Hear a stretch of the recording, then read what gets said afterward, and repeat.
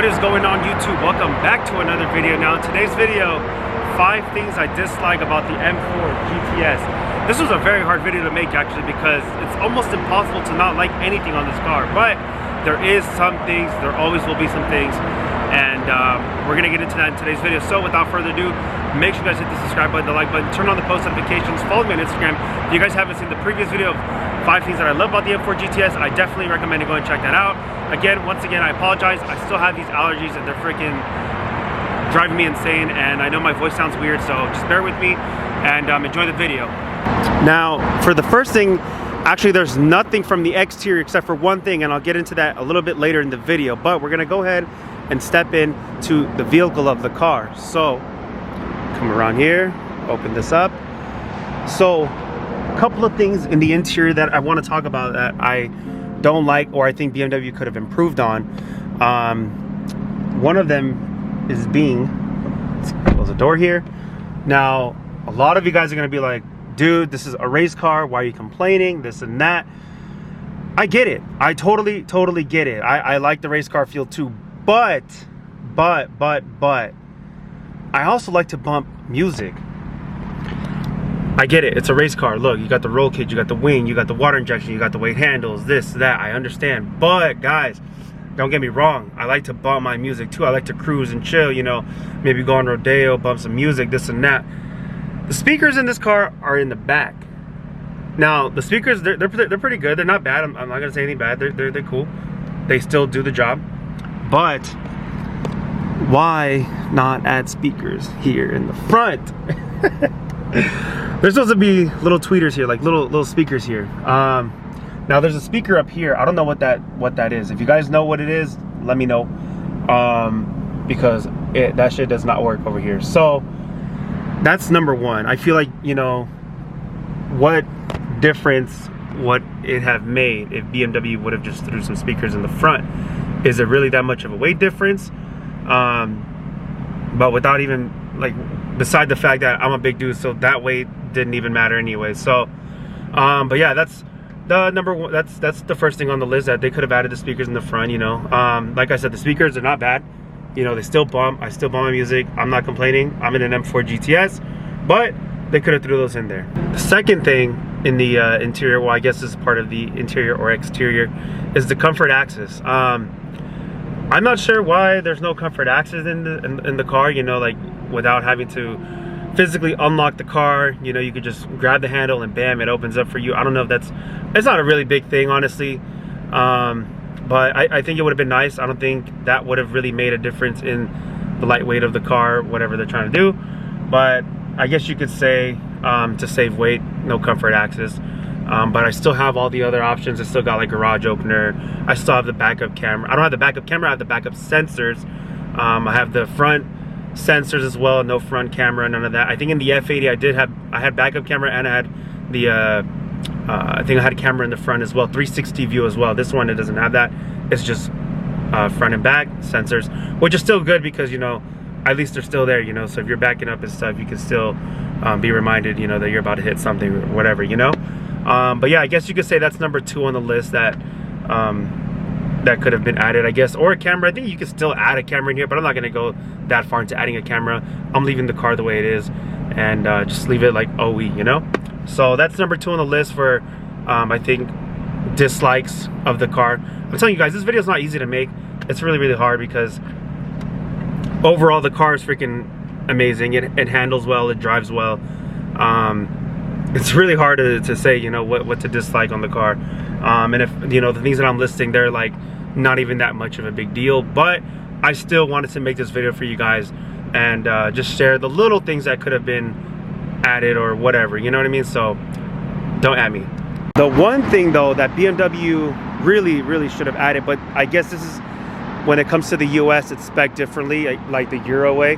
But the Euroway comes with these seats here, the BMW Performance seats. I'll throw a picture in there so you guys can see, if you guys can see right here in the screen.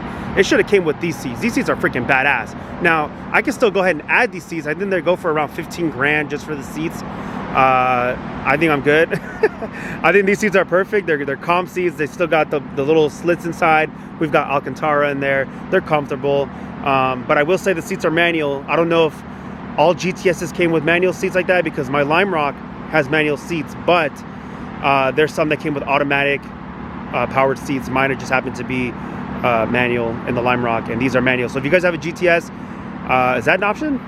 And also the navigation system. Now on the Lime Rock, there's some Lime Rocks that I know that are manual with no navigation. Do all GTSs come with navigation, or you know, the little iDrive system there? I'm not sure about that. Honestly, I haven't really gone that far into looking into the car, what specs and options there is. But these seats are pretty badass still. You got the little M stripes in there. The Euro seats, I believe, still have those M stripes up there, but they don't have the little M emblem right there that light up, which I'm gonna eventually switch out for the M4 ones. So they'll be gloss black with the M4 logo there that light up. These light up as well. But yeah, I think that's pretty much it for the interior. I don't think there's really anything else. I mean, everything else is freaking gorgeous in this car. BMW did an amazing job. There's really not much to complain about here in this video. But let's move on to the next thing. Now, if you come to the back here, let me go ahead and pop this to here. You got this beautiful acid orange roll cage. The one thing I don't know, like, why, I don't even know why I'm complaining about this, but I think BMW could have done a better job on welding the cage here. This looks like, I don't know, they just look like booger welds. I feel like they could have done them a little more smoother, I guess you could say, but hey, I'm not complaining. Factory roll cage from BMW, but I don't know, this looks kind of like nasty to me, guys. I don't know, what do you guys think? Comment down below. I've seen some better welds than this. But it's just that part. You can't really, you don't really see anything else in the cage. But oh, you got some little bit down here, but I don't know, man. I don't know about these welds here. Now, coming into the exterior of the car, there's only one thing that I freaking complain about, and that is the way these carbon ceramic brakes squeak. It is freaking embarrassing, guys. Every time I'm stopping somewhere, they freaking squeak. It's like, bruh. People are probably thinking, dude, this guy's driving an M4 and he didn't freaking get his brakes done or what? But that's what happens when you get carbon ceramics. I've heard in order for them to not squeak, you gotta really break them in like hard. You really gotta like slam on the brakes and get them warmed up to not make them squeak. I freaking drive my car like a freaking grandpa, so that's probably why they squeak. But I've heard, yeah, you've literally got to warm these brakes up and then they will be not squeaking. But yeah, that's pretty much it for the exterior. I don't there's really, like I said, guys, there's really not much for me to complain about. I mean, even the exhaust of the sound of the car, like the GTS full titanium exhaust, it's freaking sick. I probably wouldn't even swap it.